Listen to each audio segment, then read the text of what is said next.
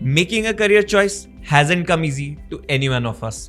Deciding in our crucial years whether to take PCM as a subject, whether to invest our time in finding the right internship, whether to take career counseling, and many more. Interestingly, in the past 10 years, career selections have taken a major shift altogether. Now, parents and students are deeply engrossed in the conversation which talks about careers beyond engineering and medicine. Today, we have one such expert in the category of career counseling who himself has traveled that journey of 0 to 1. Welcome, Aditya sir. Today's podcast will be very insightful for all the student and parents watching us. I sincerely hope so. So before the first question, sir, I was just doing my research, and in that research, I hopped on to a whooping number of 50,000. That is exactly the number of students you have counseled till date. So to you, now my first question would be, आजकल हर गली, हर school में free में career counselling available है, या हम कहें कि counselling available है. फॉर अ पेरेंट हम उन्हें कैसे समझाएंगे कि पेड काउंसलिंग की अपनी एक इम्पोर्टेंस है. हर गली और हर स्कूल में नहीं मिलती Lakshman. So of course, jokes apart, in every gully, every nukkad, you will find free career advice. But that free career advice is not necessarily right. That free career advice is not necessarily career counseling. There's a huge difference between random career advice and career counseling. Most of these people who are giving you career counseling or rather career advice very confidently, these people themselves probably don't know more than 5 to 6 career options. And in fact, there were surveys which pointed out that more than 90% of Indians don't know many career options. Probably 7, not more than 7. So, like in PK, you know, when they told कि पंडित को अगर check करना है कि ये सच में सच बोल रहा है कि नहीं, तो आप चेक कीजिए कि इसके संस्कृत के श्लोक का मतलब क्या है, कि एक श्लोक का मतलब बताइए, 5 रुपए ले जाइए, something like that. So, for career counselors also, there are a few pet questions I have to test, you know, whether they are good career counselors with good information or not. So, as an example, you can ask them, how many civil services are there in India apart from IAS? Or apart from IPS? By the way, do you know how many civil services are there apart from IAS, IPS? I know a few major, IAS, IPS, IRS, IFS. These are the 4 I know. But guess the number, how many of them are there? 10 to 12? 23. So now you are not qualified to give career advice. Right. Pardon me for saying that, but you get my point, right? Yes, so you should absolutely have career information. Yeah, that is why the paid career counselors are there, because they give exactly the very in-depth advice as to what one should pursue. So I think, yeah, that sums it all. So to you, my second question would be, now that you have counseled and interacted with so many parents, I am sure you might have faced the problem of generation gap. And because, you know, there is a big generation gap amongst their children, their parent, in the terms of career selection. Parent कुछ चाहते हैं, student कुछ चाहता है, you know, they don't come to a mutual ground basically. So how do you manage such cases? I want to know. Of course, these cases happen quite a few times where the parents sometimes get, or rather want to get validation of whatever they have thought for their child through us. So they want to also think that, see, we are approaching career counselors, but we are also getting them to do what we want to. So they want both the satisfactions. So they'll be like, Aditya, digital marketing बहुत अच्छा है ना. So that's one way. Or some parents, you know, or sometimes even the children, I would say, are choosing very whimsical career options, which they are not practically working hard towards or have actually no scope for them as such. So like, let's say if a student says that I want to become a football player, but they have not even reached the state level at the age of 18. We know that it's not possible. Right. But maybe that student is just in some random, you know, fantasy. So how to bridge this gap? Usually we, as career counselors, have the responsibility of bridging this gap through data-driven approach. So how do we make this data-driven? Firstly, personal traits. So we get to know the child's interests, abilities, career preference, and personality type through different tools like psychometric tests, which tools are very accurate. Plus, from the parents, from the students, we get to know their expressed, like the students' expressed traits, plus the parents' understanding of the students' behavioral traits. Okay.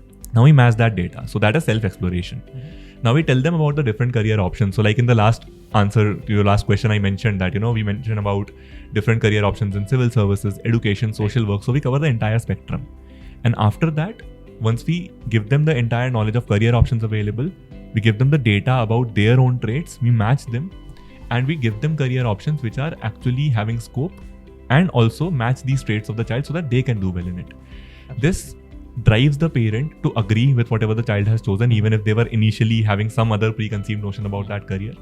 And this also drives the child to choose a career option which actually has scope for him or her instead of being in some random fantasy.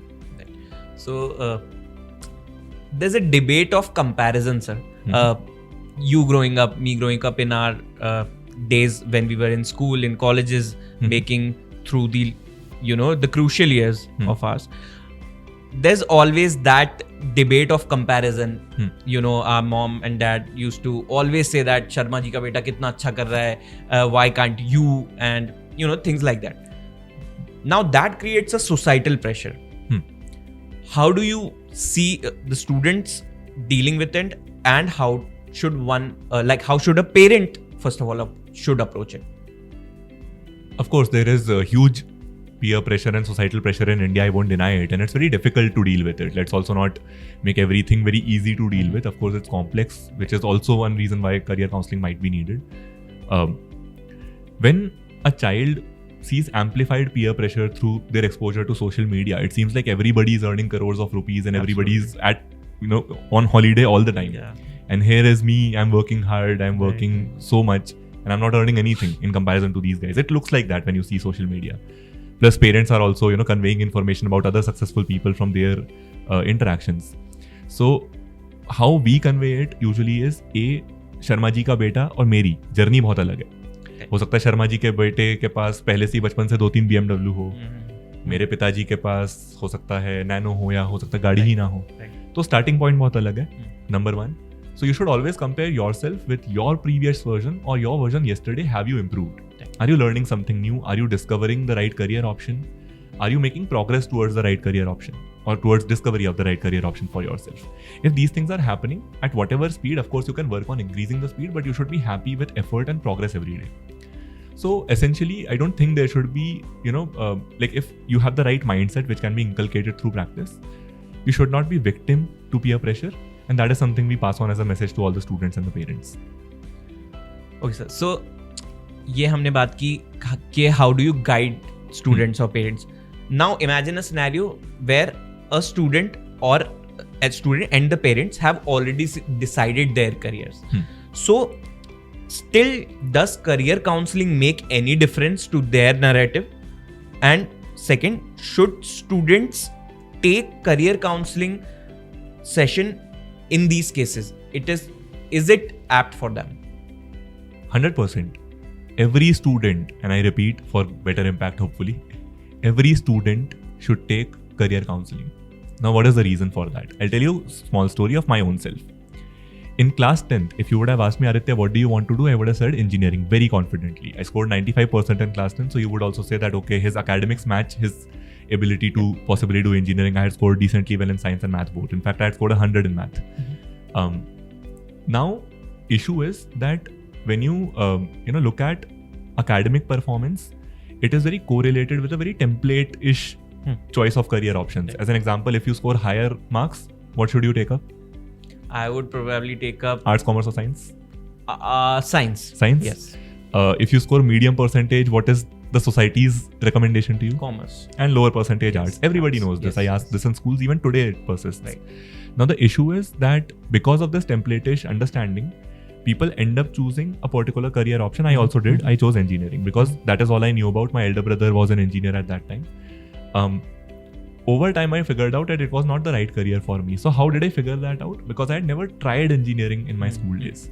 And my interest, it seemed like, was in computer programming, but I had never really tried out computer programming. People told me to computer mein tez hai because I could fix their computer problems. That's a very different thing from programming.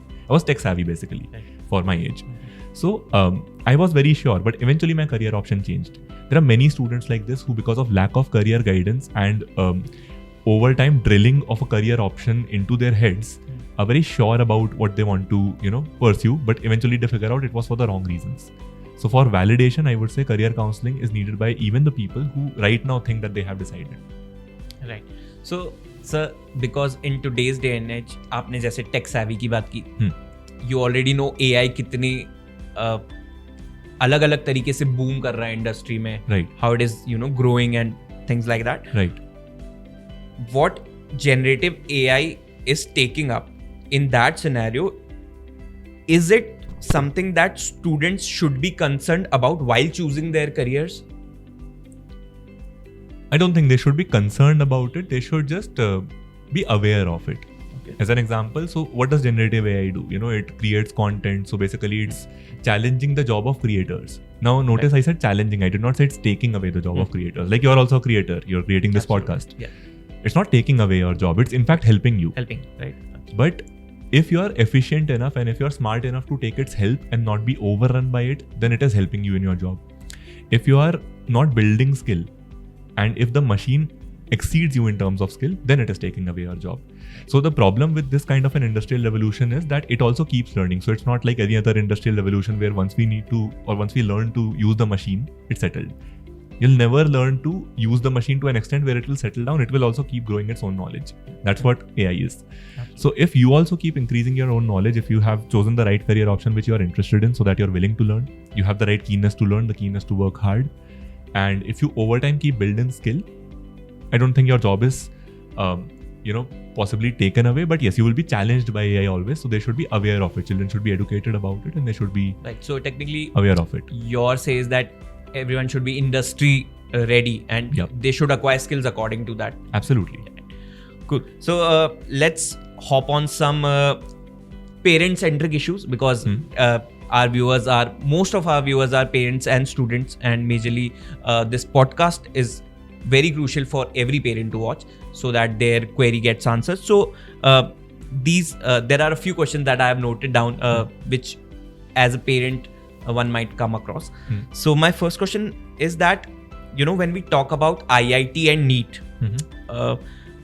these are the most money making streams and it is the reality. Of course, there's no denial in that, but anybody who goes beyond engineering and medicine, can he become the same quantum, can he reach the same amount of success just like anybody who's who's IIT pass out or who's in AIMS pass out? Because they for like minimum they make $1 lakh and in a month when they just complete their course.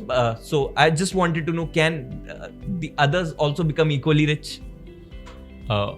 Don't mind, buddy, I might have to disagree with one of your opinions. So you said that in engineering and medical science it's the highest income stream. It is one of the highest income streams, not probably the highest. That's and I have data to back it up. But yes, like I get your point. So now let's understand whether other fields have income and whether engineering and medicine is so rosy as it is projected, like you also projected. So talking about career options, there are many other career options in even humanities or after pursuing commerce. People don't know. It's factual that if you choose humanities as a stream, the only career options which are completely eliminated are doctor and pure science. If you choose commerce as a stream, again, the only career options eliminated are pure science and doctor. Not even medical science, because you can still become a nurse, you can still become a paramedical officer. In terms of engineering, there is still a technically possible way to it, right? So if people say humanities does not have scope, they don't know anything about career options. Please don't listen to their any career advice. Secondly, what are the other career options? So there is education, there is social work, there is law, there is humanities and liberal arts, there is business administration and management, hospitality and tourism, design and fine arts, civil services, so many. Now, the ones which I took the names of, I'll give you a few examples.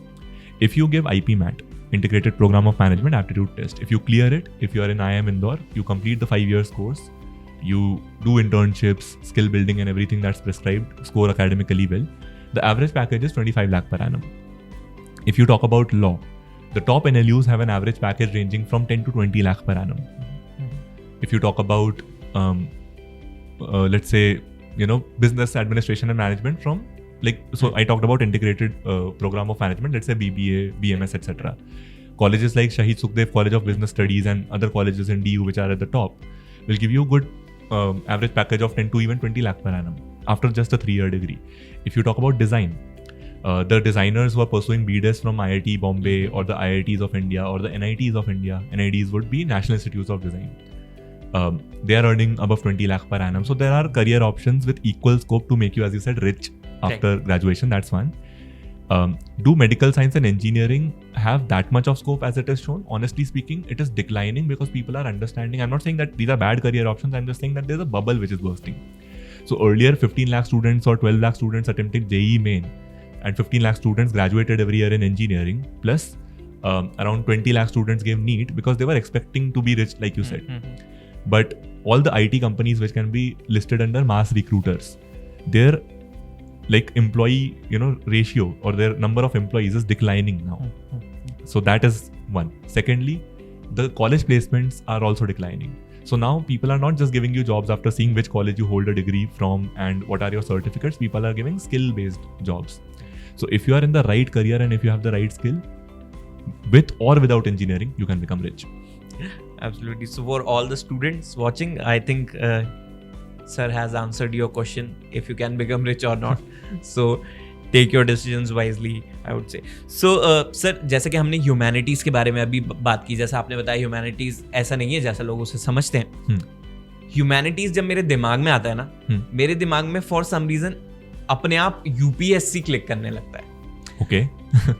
I don't know why, but ऐसा होता है generally मेरे साथ. सो UPSC is one of the most popular, most appeared exam in India. One of the most, of course. I am sure everyone, जो भी ये podcast देख रहा है, हमारे स्टूडेंट्स, पेरेंट्स, आप लोगों ने संदीप भैया TVF की एक बहुत ही पॉपुलर सीरीज है, अगर नहीं देखी तो प्लीज़ जाके देखना जिसने भी नहीं देखी.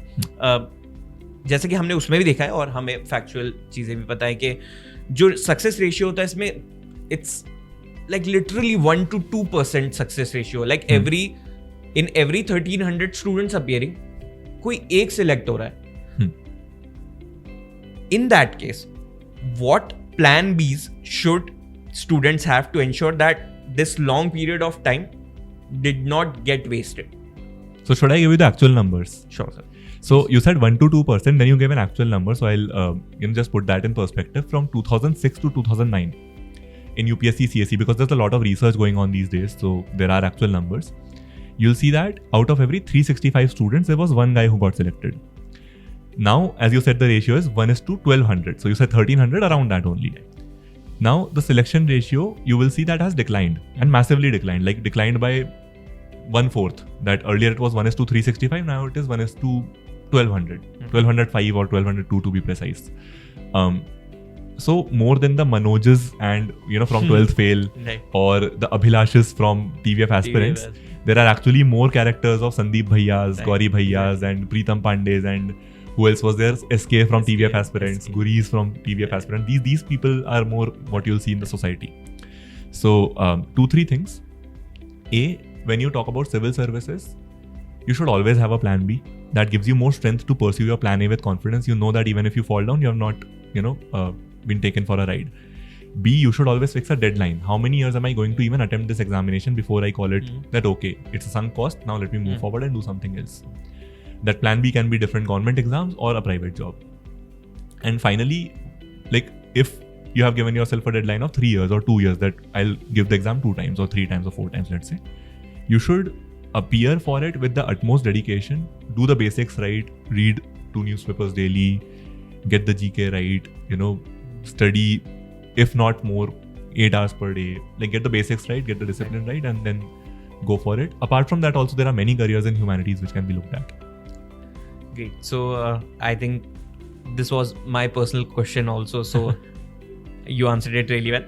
Hope so. So one advice before we wrap up, okay, that is, which is the one advice now that you have seasoned so many students and you have interacted with thousands of kids on a daily basis, you do that, and so I would just like you to please tell all our students watching that one piece of advice you would give them.